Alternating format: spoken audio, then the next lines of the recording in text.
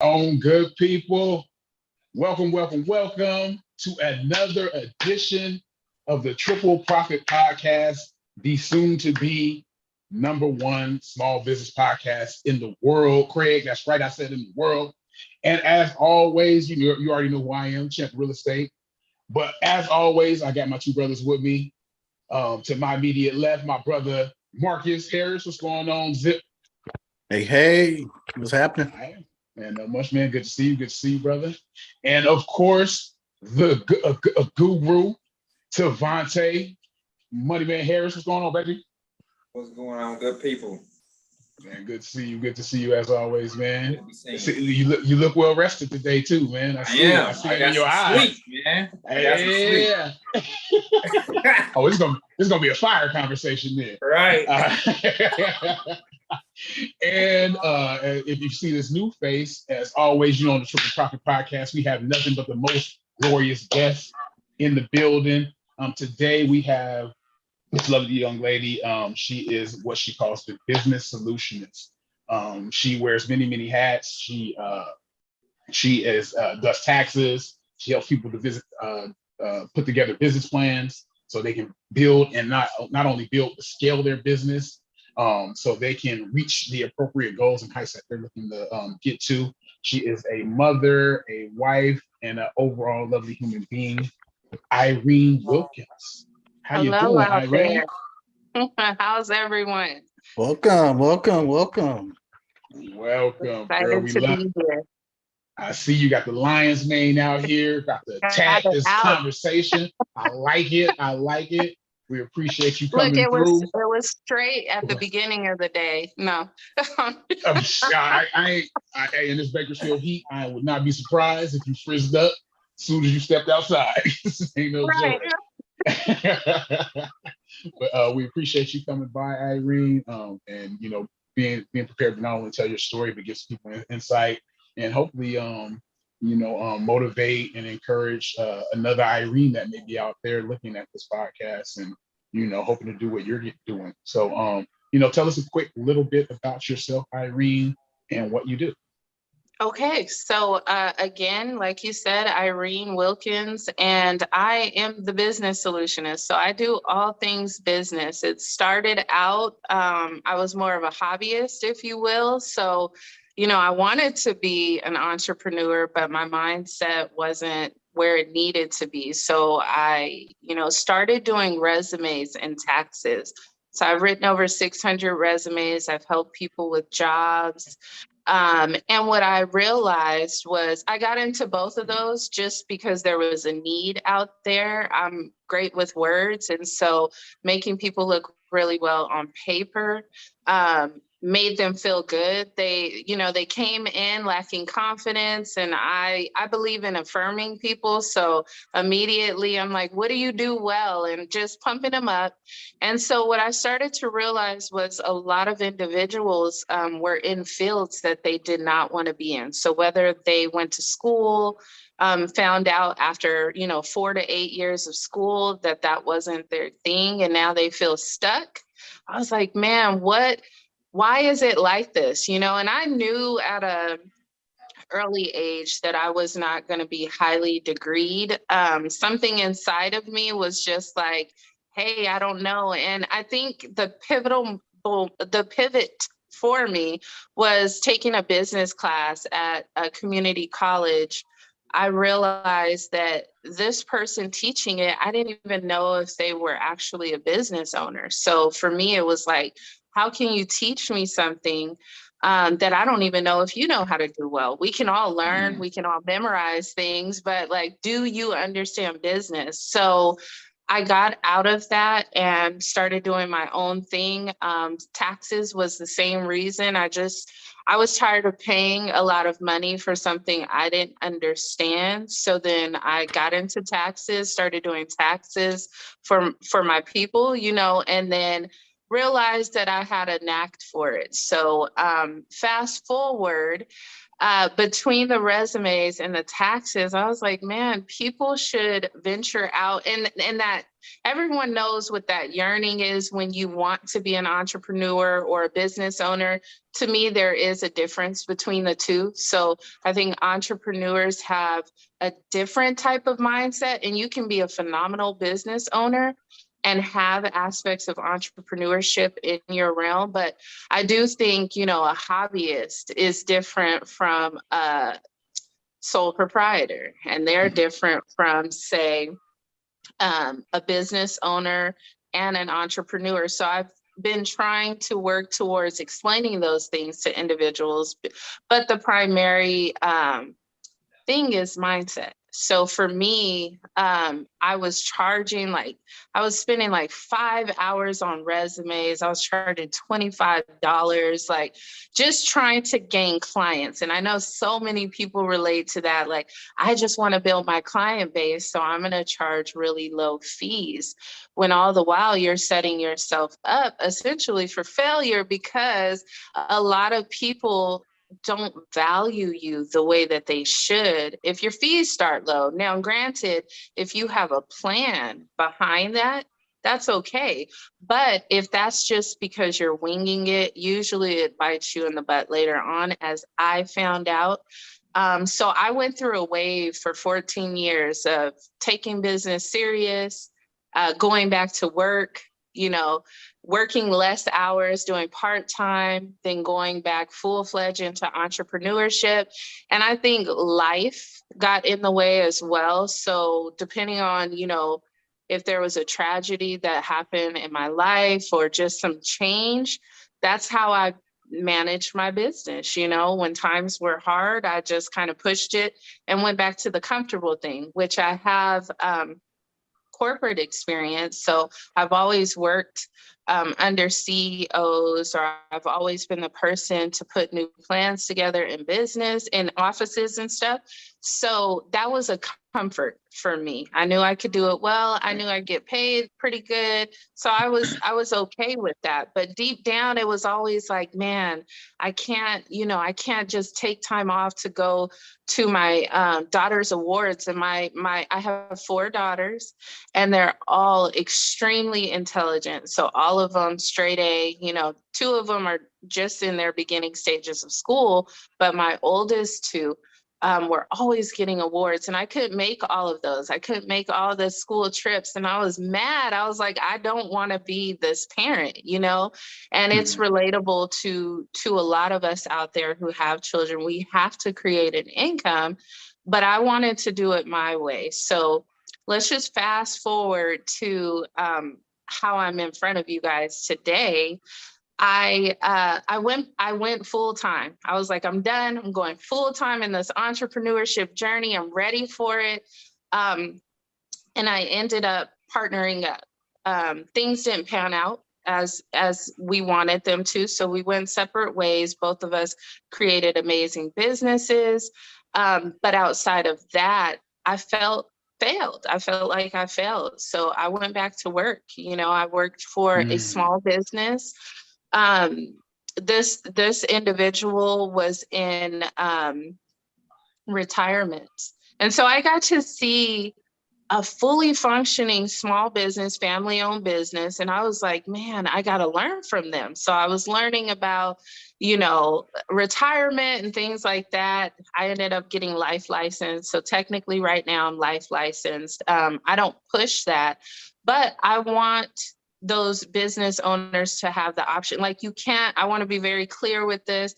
You can't set up a solid business foundation and not think about your protections personally and also your business protections. So if you're building, this phenomenal business and you want to scale, and let's say you get hurt or, hopefully not, but let's say you pass away, how can your family or your loved ones who you built this for, how can they actually survive or even hire someone to come in and take care of that for you so that they can have this business, this legacy to continue on with. So everything that I've done came to that point. I'm working for the employer, and I'm seeing, the great parts of family business, and I'm also seeing transparency here. I believe in transparency. So I'm also seeing the dysfunction.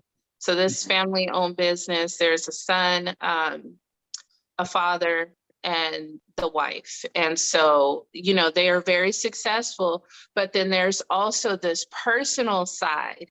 And I talk so much about this, whatever's going on with them in their personal life was spilling into the office. And I was the only employee. So I felt awkward. I'm not gonna lie. I'm like, okay, they're fighting right now. I know something's going down, or the door closing, you hear like some stuff shuffling, and I was I'm gonna like, say, was it yelling, going fighting, or down. was it like furniture moving, like Yeah, fighting? it was Oh, going down. So for me, dang. I'm just like, man, kudos to them for what they've created, and they help a lot of people. So I'm not knocking them for that. But as far as toxicity, I worked really hard at that point in my life to remove it from different levels. So to help people to get into jobs that they wanted, starting earlier, to helping people understand their taxes and not getting into bad situations, everything to me equated to, I want to be where I want to be. I don't want to have money just to say I have those things. I want a certain lifestyle, and so I made a decision. I prayed about it for a few months. And a lot of times people talk about social media and how ineffective it can be, or, there's just so many pieces to social media. So for me, there was this group that I'm in called The Fence, and this is like female empowerment. And so I presented it. It's just a welcoming community, thousands of women. So I presented my situation in the group. And this group truly helped me to take that leap of faith, because everyone helped me to realize the situation was more toxic than I thought it was. And coming from being involved in relationships, be it friendship, a significant other, where I had experienced a lot of toxicity, it was harder for me to recognize. And I'm speaking about this because I want people to understand that knowing what you need to know about yourself is so important for your growth, both personally and in your profession, in your business. It's super important. So I had to hone in and see, you know what, this is a pretty toxic situation, and I don't know how it may turn out. You really don't know what's going on in this world. So people can turn 5150 at any point. And I was like, I don't want to be in that environment. And there was some red You didn't worry to work. flags. I was gonna say you didn't want to worry about nobody walking in with the I got you. Understood. Super red flags though. So that was why I was like, man, I don't want to just talk to anybody. So here's these professional women. Let me see. And I didn't want to like blast it on like a Facebook post on my page, because everyone doesn't have that same mindset. So, I mean, I was getting job offers. I was getting a lot, and it was just profound how much support was in there. But I knew I wanted to do my own thing. I had already started going again in my business full-fledged at work. So here's something. If you're wondering, should you leave your job, go into your business? Here's what I'll say. When you start, and I looked this up too, like, am I ready? But when you start thinking about your business all day, and it's starting to affect the work that you have for someone else, because you're distracted with who you can help and how you can pour into your business, it's time for you to think about moving forward with that full-time business. For me, I did not have a large savings. So when people think I have to have a lot of money to start a business, it just depends on you and what you're capable of. I left that company. I put an effective immediately letter on the desk. They were like, we'll see you on Monday. And in my mind, I was like, no, you won't.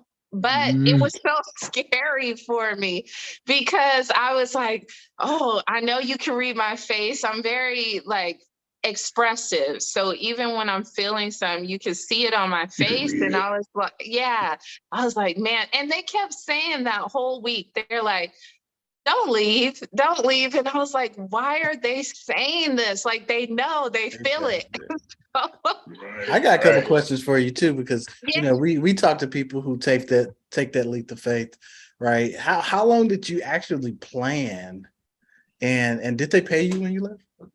Just curious. Okay, this is good. So I planned for about 3 months. I planned for about 3 months of just going back and forth in prayer and like talking to my husband. I'm like, I'm leaving. So one thing to mention is when I did that full time before I went back to work, it was hard. Like I did feel like I failed. I wasn't bringing in the income that I thought I was going to bring in. So it put a lot of pressure on my husband because not only am I not bringing in that second income, but then I'm also depleting what he's bringing in by pouring into the business because it was in a negative. So that was really hard. So I also told him, like, I won't go full time into business again until I know that I don't have to take from what you're bringing in. So that was really important to me. So of course, I didn't save up for the business. Now I was pouring little things into it as I was working for the company. So paying for software, things like that. But I took that paycheck. I got paid on a Friday, and that's the day that I quit. So a lot of women in the group were like, leave on a Friday because you should be due unemployment, because it was around COVID time. I could say, you know, the hostile environment and all that stuff. So I tried it, and unemployment was like, no. And they were like, no, we're not paying you nothing. And so Good I old just was, California unemployment. Hello, EDD. and I'm like, EDD. all these people, you know, fraudulently doing this, and I have just cause. Like I really have a cause, and the I knew they were upset because I did a what is it called? I said, no, I don't agree with this. I want to speak to someone type thing. And my mind is blank on what that's called right now. But they had talked to the company and they were like, no, you said you left because the work environment, you weren't satisfied with it. So it sounded more like I just said, I don't want to be here anymore. And I'm like, no. So add that pressure. But that day that I left, I know we had talked about that and I wanted to share it.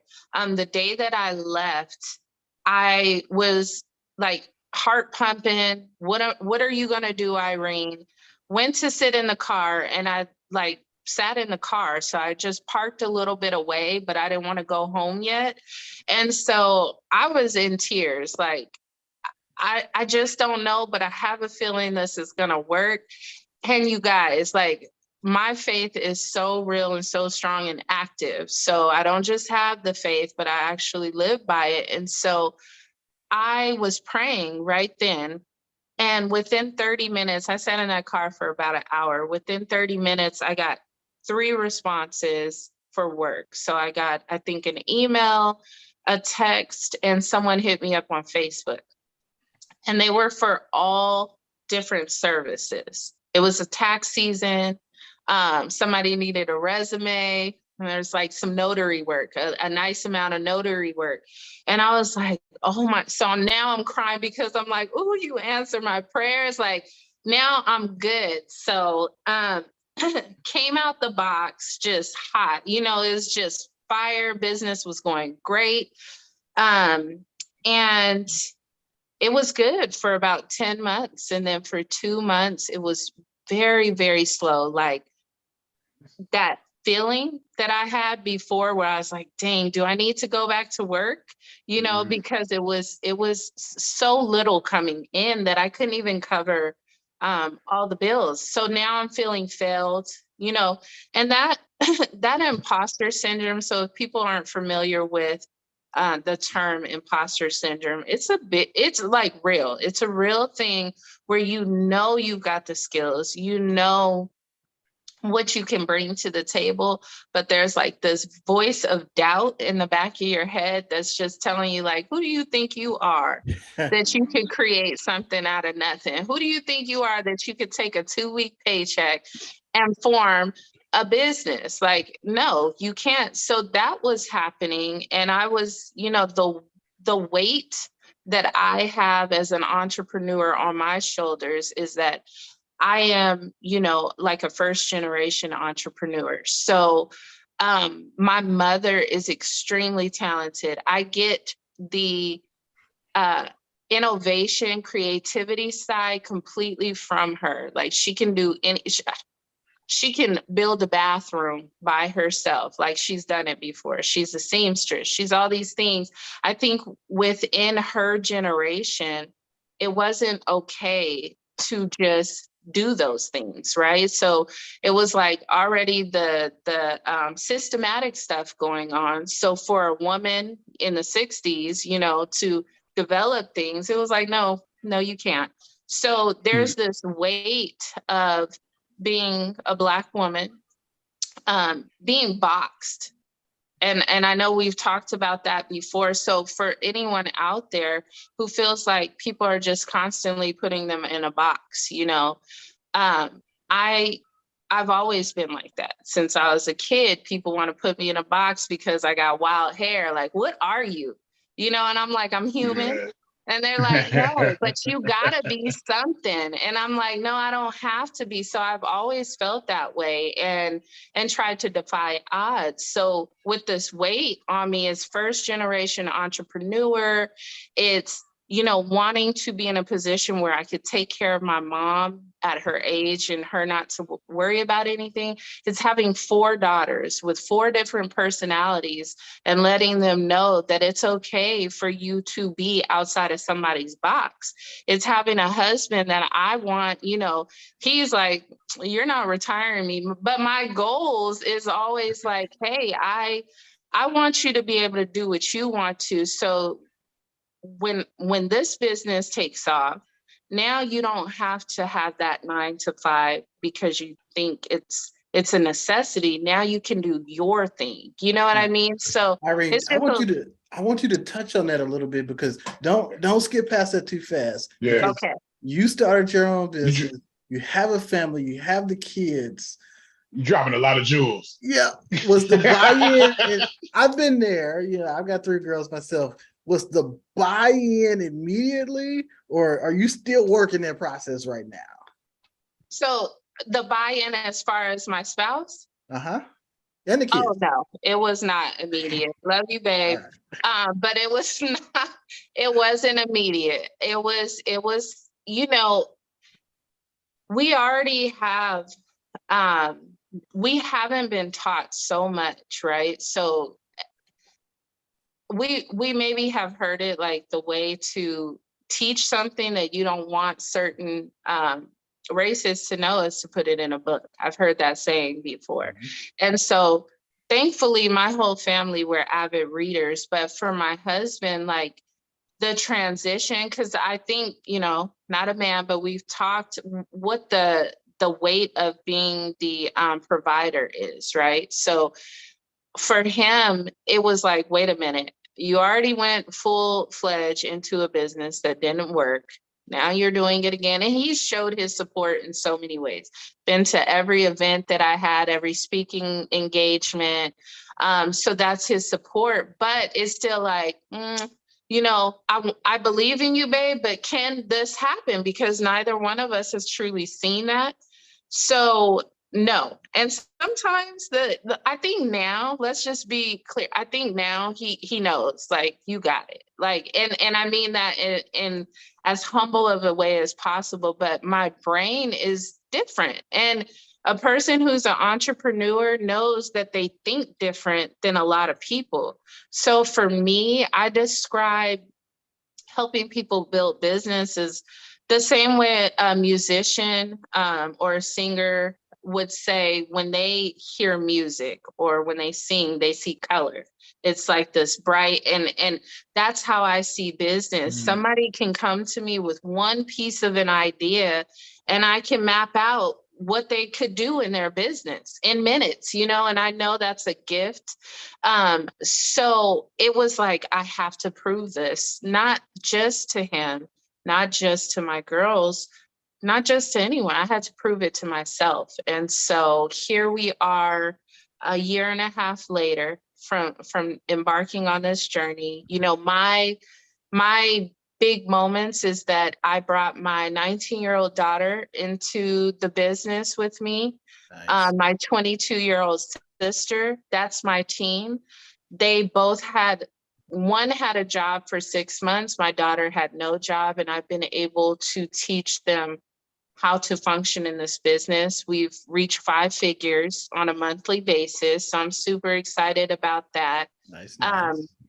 Yes. And so, and granted, I want people to understand, I still don't pour a ton into my business, like as far as dumping in a whole bunch for marketing, dumping in a whole bunch. I am learning that to a degree, I was too hands-on, right? So now outsourcing certain things that I don't want to learn, like you cannot pay me enough to do somebody's website. I'm not doing it. I know. I don't care what you're offering. So certain things, and that's because of my frustration with building my own. But certain things I've learned to say, that's not for me. And so that's helped. And when I first brought them in, I had too much of a control thing. So I think a lot of business owners sell themselves short when they're trying to have their hands on every single piece. Yeah. Right, So right. now I don't manage my calendar, you guys. I'm so happy about that, because when people are like, oh, well, let's pick a time, I'm like, you actually got to talk to the team, because I don't handle it. I don't even know how to fully navigate. And I never thought I would say that, but it's a beautiful thing for me because I can work on all these other things. So going back, I know you mentioned about helping your clients understand mindset.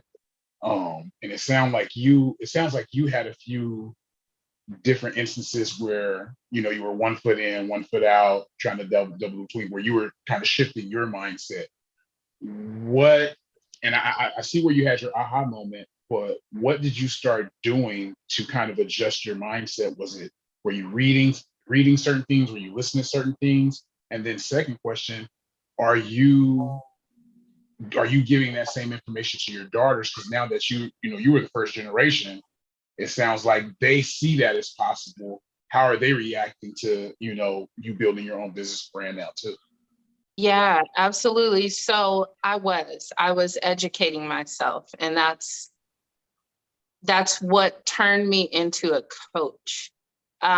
Because I realized that I used to say knowledge is power. And I have a client who was like, well, in our house, we say applied knowledge is power. And I was like, Bernita, I told her, I always shout her out, because that was such a pivotal moment for me, that it truly is. You can retain all the knowledge in the world, but if you don't apply it, and that's biblically, that's so many types of ways. If you don't apply it, it does nothing for you. There's no benefit except that you can memorize things, So for me, learning, educating myself, reading books, Poor Dad, Rich Dad, Don't Sweat the Small Stuff by Richard Carlson. Those were some great books for me. And then also I started paying for coaches. If I would have known how powerful that was years ago, I definitely would have invested before, because we all need someone to teach us. Like, there is no way that you can learn something new unless someone teaches you. That's just the truth.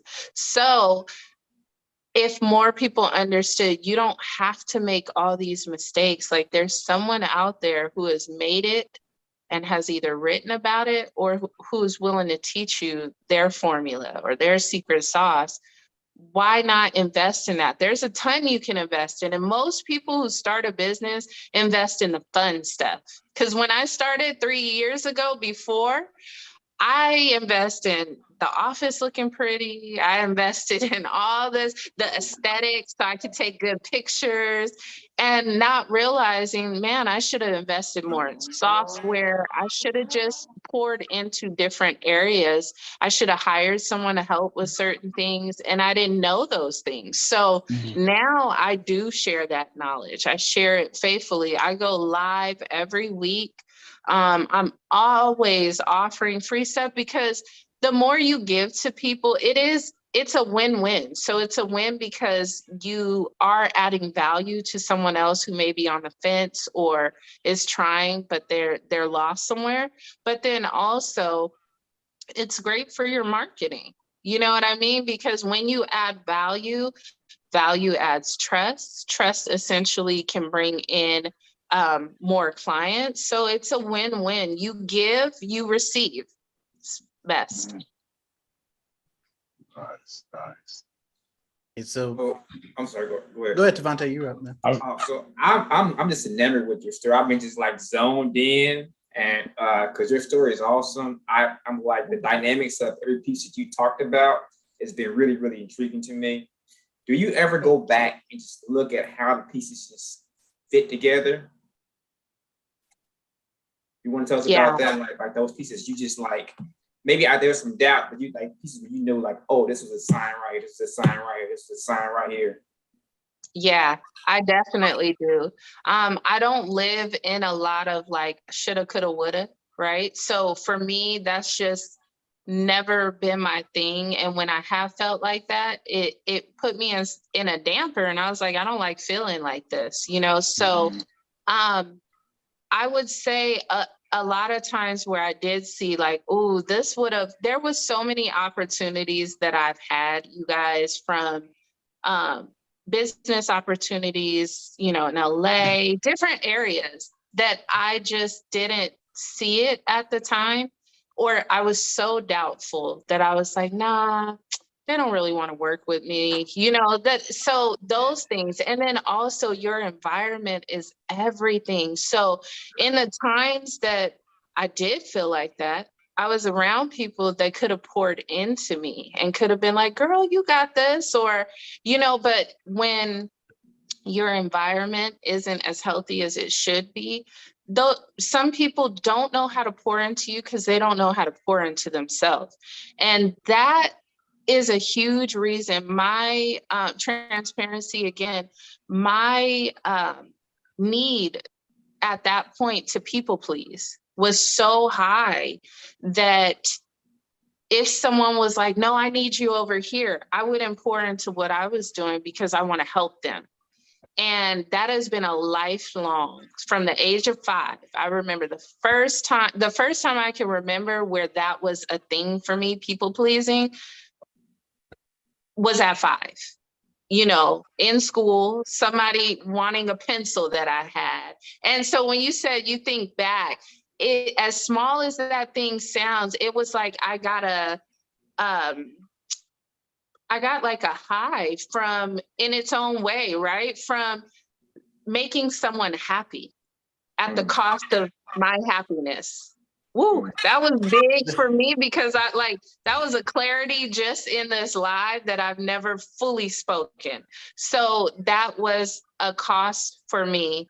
And I think it's you're been not a lifelong alone. thing.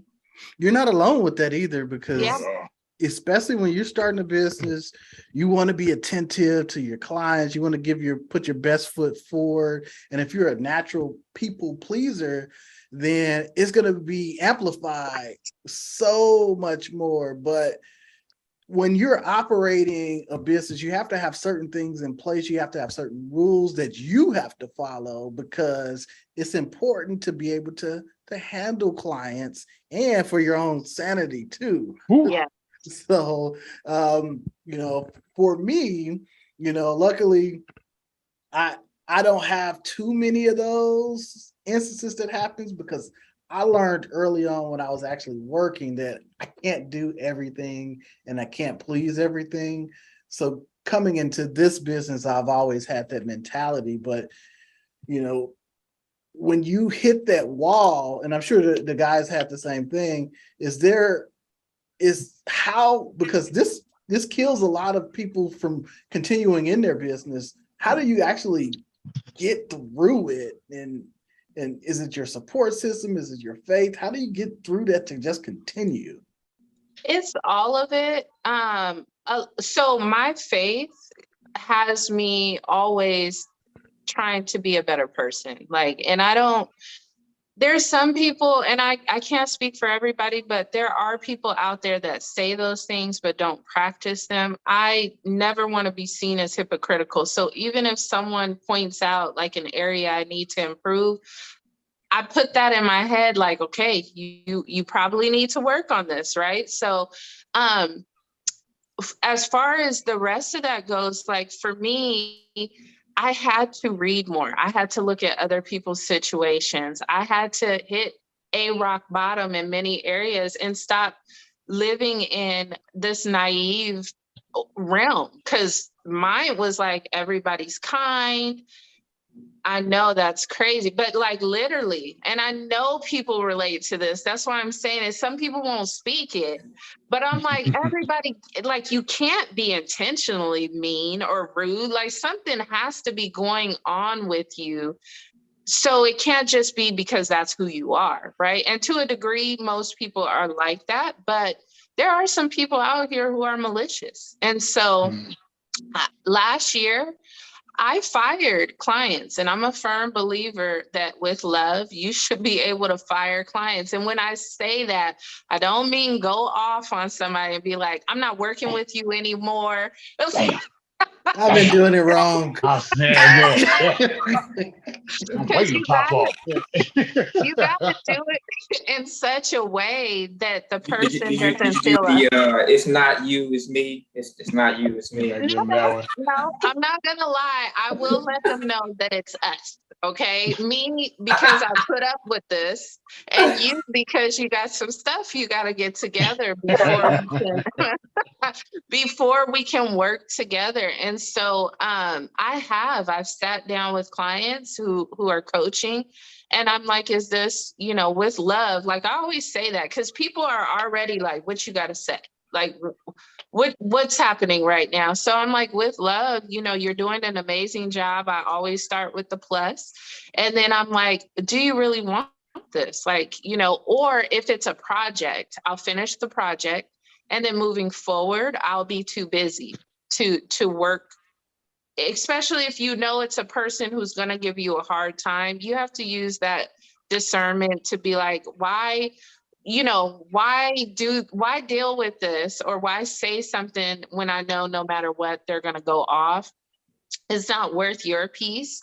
And so I'll just be too busy, because technically I am like, as many roles as I have, I'm always busy. So that's not a lie. Like, yes, I'm too busy for the nonsense. I'm too busy for you not wanting to pay me with my work. Yeah, I'm too busy. So it's a way to do it. But what I will say is, when you set up that customer centricity model to the way that it needs to be, you usually don't have to worry about this. So what I mean by that is, if your contracts are very ironclad, like you speak, here's the price, here's this, here's my expectations, everyone should have that in a contract. I don't care what, or a disclaimer, doesn't matter what type of business you have. Here's my expectations for you as a client or a customer. Your expectations for me should be this, that I deliver on time, that I respect you, whatever the case may be. And then people are scared to go over those things because they're like, oh, this might make someone mad. The boundary setting. Yes. Put it in bold. If you don't want to actually talk about it, if you're nervous about that, put it in bold, put it in a highlighter, and let them sign that, so that we're all aware of what the expectations are. So once you do that, you deliver on time, you follow up, you nurture, that relationship, what I have found is that 90% of my clients come to me all the time. Like, they don't even know if I do it, but they'll call me and be like, I just wanted to come to you first just to see, do you do this? Let me work with you, because of creating that type of environment for them. And that's so much cheaper. Your marketing is cheaper, because if you satisfy who's already working with you, they're going to market for you.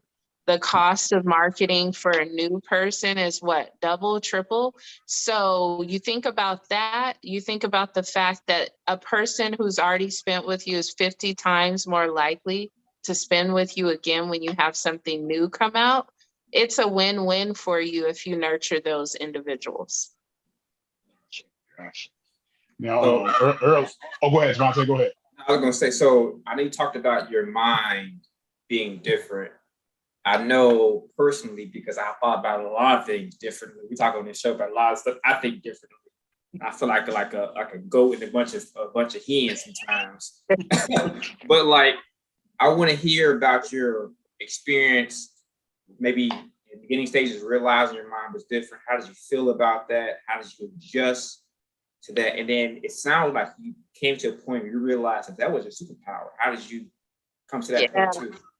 Yeah, that's a great question. I realized it when I was younger, probably in my early 20s. Okay. So I would talk about my interests. Like, I'm not transparency. So I used to smoke, right? So we would be, we'd be lit.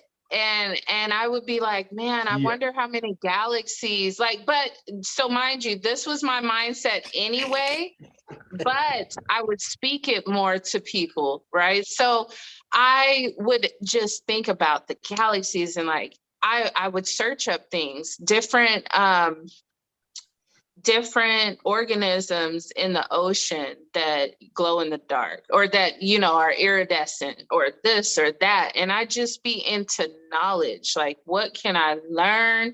And people would always tell me how weird I was. They'd be like, man, you're weird.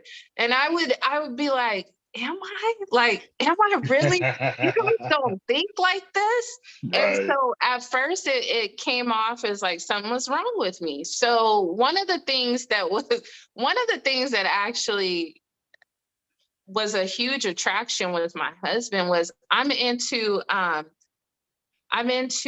gyms, not in the way that people are today, but since I was like 3 years old, I've collected. I found a rock that had the number 3 in it.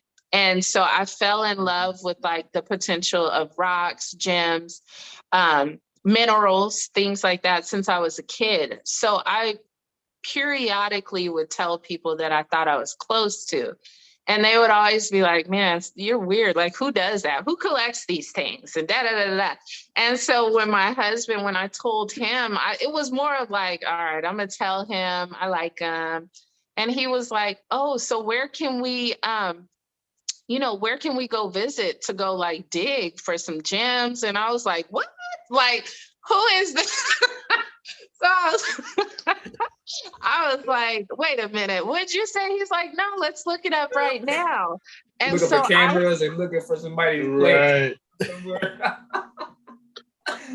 But for me, because he's intellectual, so I was like, man, this is crazy that you don't find. I was like, you don't think that's weird? And he was like, no, I think that's dope. So I have a collection, that I've gotten from a geologist, and all these different things. But to people who appreciate knowledge, like, you could share like certain things and they're like, that's dope. And so before that, I just noticed I don't think like a lot of people. When I would have drinks and I go out with friends, I would be talking about business and they just want to party. And they were like, why are you talking about business right now? And I'm like, why not? That's fun. To me, it was fun. Like, let's elevate. And I remember when I was younger and everyone would want to go out, like locally. And I'm like, man, what we spend going out locally, we could piece up and go somewhere else and see some new sights and stuff like that. People just didn't think about it. It just seemed too much for a lot of people. Like, that's too much to add some extra effort. So for me, adding extra effort was always like what I wanted to do. So I just knew for a long time, and I just kind of kept it to myself and downplayed. So, you know, that saying where they say, sometimes you will dim your light to fit in with people who maybe aren't shining at that moment. Because I think everyone has the potential to shine. They just don't know what their gifts are. And when you do a lot of comparison, that's another thing that is different about me. I don't compare myself to people. I compare myself to maybe an old version of me that I want to tweak and become better, or things like that. But I never, ever look to someone else and be like, I want to be you, or I want what you have. I get inspired, but not envious. And I think that is such a place where people are today. If you see on social media, somebody showing their real life, like the real stuff that they have. I'm not talking about the people who play about it, but the ones who actually have attained some financial wealth. There's so many people mad about somebody else's situation. And I'm just like mind blown. One of my coaches, she actually was in her local Atlanta thing because she spent $8,000 in a day. And so many people had so much to say, like, that's 3 months, 4 months of my pay, but why are you mad about it? And she teaches. So it's like, there is a mindset that is different for you to be mad as someone else is spending on what they've made. She's been homeless. She's 4 years ago, she was struggling. So to create a multi-million-dollar income for her family and herself, her and her husband, it's like, shouldn't that inspire you that in 4 years you could be doing something similar if you put in the work? And a lot of people aren't like that. So for us out there, who have that mindset, I'm fortunate to have it and thankful that I'm not alone. There's just less of us. That's all. Yeah, it's a lot of us crazy people out here. There's a lot of crazy people out here trying to get it done. So I know you mentioned earlier, speaking of that, and even mentioned your story earlier about, dimming your light because it sounded like you were in the wrong circle and you needed to be in somebody that was going to appreciate your light. So you mentioned earlier about not only getting around the right circle, but getting into coaching and mentorship, quick, want to kind of hear you transition into that. Like, when did you realize you needed coaching? Who were some of your first mentors? And what do you suggest people look for when they're looking for a coach or a mentor? Yes. So I realized it way before I took it. I just felt like I couldn't afford coaching. And that was another mind shift, was Robert Kiyosaki, the one who wrote Poor Dad, Rich Dad, said this. He said, the financially secure people, when they don't have something, they don't say, oh, I don't have it.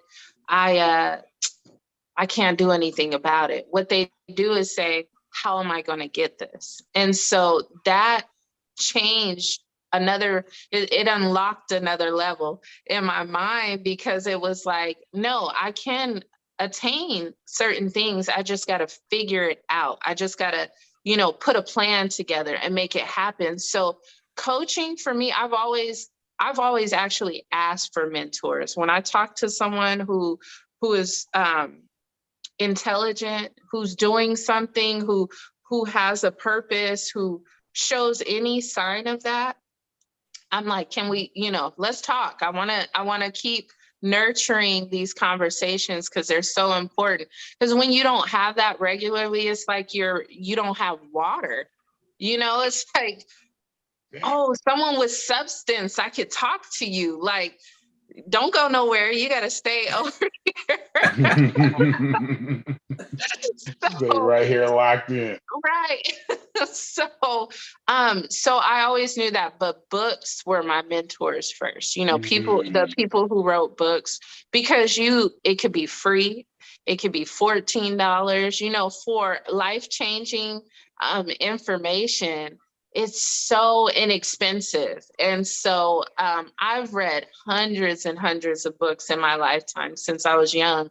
So it was just a thing I already was doing. And so that, and then in this last year, I paid for 3 coaches who are 7-figure earners, and took their programs, and it really stepped my game up as well for what I want in my business, like really honing in to who my ideal client is. And you know, how I don't want to just accept anyone. When I first started, I was like, I want to help everybody. You know, I'm ready to help the world. And then I realized how energy sapping that can be when, if I'm trying to teach you about business and we spend 4 sessions on something that personally you need to pivot through and learn and like create your own healthy boundaries and stuff. Being the helper that I am, it was draining me. Like I loved helping, but it was like, if you're trying to help someone and they don't want to help themselves, you can't do much with that.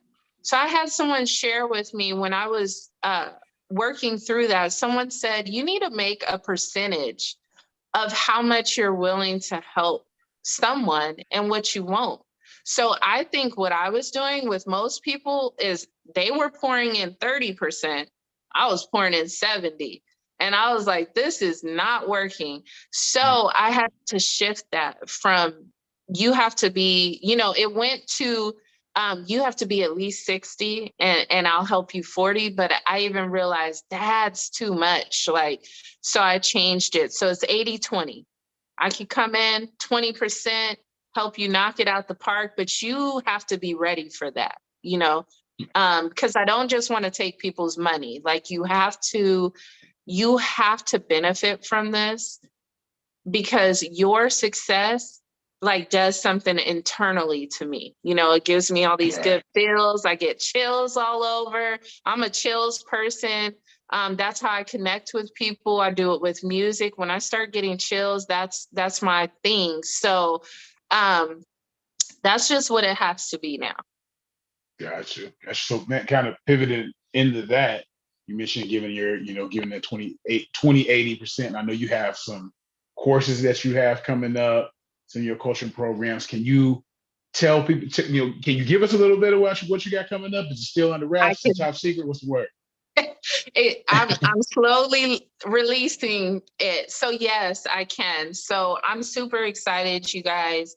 Everything that I've learned. So there's 5 pieces that I teach in my coaching, and that's a solid foundation for your business. You know, you got to have your licensing in order, your contracts, all that stuff, and understand your tax liabilities and responsibilities. So it's a solid foundation. And then we go into authentic branding. So making sure that your branding is professional, but represents you. I want people to glean from someone else, but I don't want them to get lost in trying to model that person, and then it's no longer organic. So I teach how to authentically brand. And then from there, it's the customer centricity. So teaching how to create those processes, teaching you how to nurture even before they become a customer. You don't start with, hey, y'all, I got a product, buy it, and then get frustrated because people aren't buying into it. You have to build that trust. So I teach about that. And then organization. A lot of people have files everywhere. A lot of people just don't have a system of how they organize their business. And so I share with them the what's worked for me, and then into monetization. So what what can you offer, whether it's digital products, whether it's a freebie, I call them takeaways, but whether it's a takeaway to get that engagement going, what can you offer people so that they can see you have a good business? You know, it makes it different than others. So that is actually coming out, you guys, October, but I will start marketing for it next month. So I'm super excited.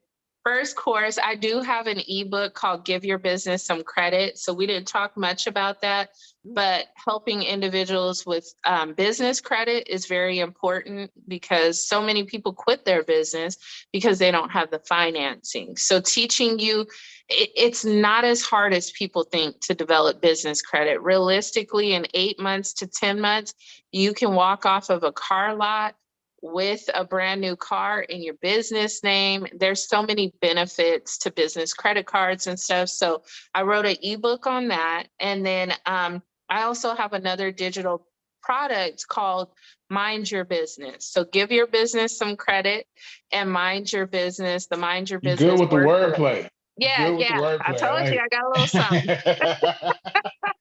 Bars.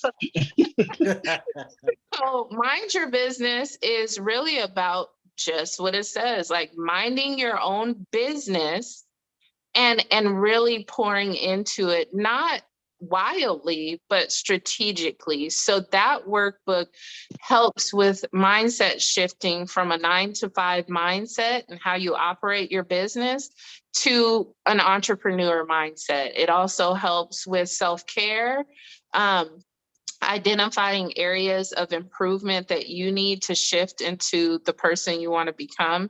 And so I have those. And then, of course, like I said, the course is coming out. Start marketing that next month. Nice. All right. So who is the course for? Who should be? Yes. The course is for those who are thinking about starting a business, leaving their job to start a business, and don't want to figure it all out by themselves. It's also for those who have started a business and they're in the beginning stages, but then it's also for those who have started a business, are doing okay in their business, but they realize there's something missing. Like if you have a business and you're getting paid well and you only have an EIN, that's a problem because you have no protections. If someone decided to sue you, you don't have any protections from it going into your personal assets. People need to know those things. So if you are just like, I'm working, I'm making money, and that's all it is to your business, this course is for you as well. All right. Awesome. Awesome. Well, hey, good stuff. I look forward to the course. So, you know. So yeah, where can? Oh, I'm sorry. Go ahead, Marcus. No, go ahead, man. I was gonna say where can people find where can people find you, your course? Like where can they get this information? Okay, give us your stats. All right, I'm gonna make it simple. All platforms, you can type in Irene the Solutionist, and I am there. Y'all, I think I kind of made it, and let me say that. Why? Because somebody took one of my YouTube videos and translated it in another language and marked it as theirs, and I was like, oh, we made it, y'all. No. Somebody out here trying to be Irene? Yeah. What language was it? I'm curious. What language was it? You know what? It looked Arabic, and if I'm wrong, I apologize, but it looked Arabic. Wow. Yeah. You can't apologize to the scammers. You don't know what they say. Yeah. In case it pops up. So it's been cut off, but like it still pops up and then it says, not found. But so yes, you guys can find me Irene the Solutionist, even on my YouTube channel, Instagram, Facebook, or www.irenewilkins.com. You can find me on there as well. The course, I will be keeping people updated when we actually are releasing it on my platform. So if you guys at any point would like more tips, please join my platform.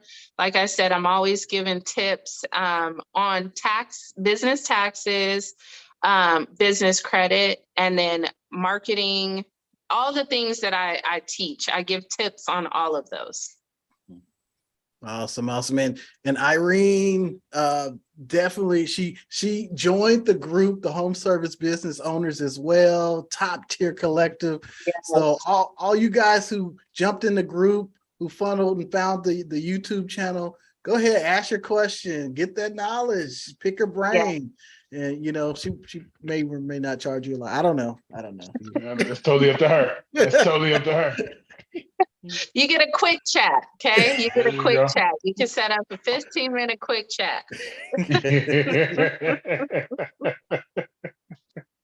I thoroughly enjoyed being here, you guys. I thank you. I thank you so much for making it comfortable. Like, you guys are great at making it comfortable. And I'm usually a little bit more quiet when I'm not as comfortable. So as you guys can see by the flow, I felt good. So thank you. All I'm missing is a little glass of red wine, just a little bit. I would have been relax. Right. Some of that stuff that used to have you thinking about the galaxies too, you'd be all right. That's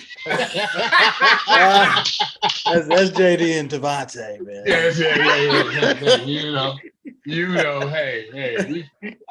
I like to talk about Jupiter. I like to figure out what's going on in the game. Ain't nothing wrong with it. But no, that's good. I love that you thank you for sharing. I love that you felt comfortable enough to share, get into a flow and open up to us, because like I said, even though it's us having a conversation, to somebody else out there listening, that may be another Irene in the making, so what if there is that Irene, let's say there is that Irene out there and she's struggling, what's worse encouragement you have for her to keep it moving? Go in that mirror tonight, look at yourself and tell yourself why you deserve this. Why does your family deserve it? What is your superpower? Like, we all have one. So you really got to identify it and write down your why. Write it down, put it in your phone, because you always keep your phone with you. But when you're feeling discouraged or like you can't do this, go look at your why. And so many people, you out there might be like, well, my kids are my why, or my family's my why. But it has to be more than that, because otherwise you would be there, right? So you would just already be there. So it has to be you. You have to be a huge part of that why, first and foremost. And if I could do it, you guys, through tragedy, through triumph, through the ups and downs of life, through loss, through life, birth, all of those things. If I can do it I don't mind sharing my age, I'm 38 years old. So if I can do it, I know that you can do it. Even outside of that, my mom is, almost 60. She started her business, and you could be that person for your people, to where you've set yourself up so well. It's a ripple effect. You're inspiring your loved ones to know it's not too late to create a lifestyle that they want. Love it. I love it. Little Irene, I hope you heard that. Keep moving, Irene. Ian out there. Yeah, go out there and tell that to yourself in the mirror tomorrow. Devontae, you got anything for Ms. Wilkins before we let her go? Man, I told you guys I was looking for this conversation, and it did not disappoint at all. Like, I really think your mind is beautiful. I think what you've done with yourself is just amazing. I can just really sense that your success is just starting to happen. I mean, like, this is gonna be, yeah. So I'm looking forward to talking to you more and picking your brain. Definitely, I want to work with you. Like, I'm excited. Thank you. Thank you. All the the words. I was gonna say, it's real, because Devontae usually around this time, it's almost 10 o'clock where he is. So my boy dozing off, the eyes is low. Yeah, he already in Saturn. So good to hear you. You know what I'm saying? And them is real words right there. Marcus, same thing to you, man. Anything for Irene? Hey, I've been waiting for this day to come, and I was a little nervous that you weren't going to show up today. So I was hectic. I was like, oh snap! But I'm glad you showed up and shared your story, and hopefully somebody can listen in and get some good gems and go from there. So thank you. He was nervous too on our Tuesday call. He's like, JD, you talking about Irene? Is she coming? I said, she said she was excited. So no, you came through with some fire. I mean, we appreciate it. Real If talk. there's one thing I've learned is that having a family, like I used to, when I would fall short in an area, like a time frame or something, having a family and what comes with kids and emergencies, all this stuff, you guys be kind to yourself out there. Don't let that stop you if you feel like, man, I missed out on this, or I missed this call with this person. Now my business is going to fail. Just do better. That's all you can do. And if there's any men out there, I've been like on this, I just want to work with a lot of men as well, because most of my clients are women.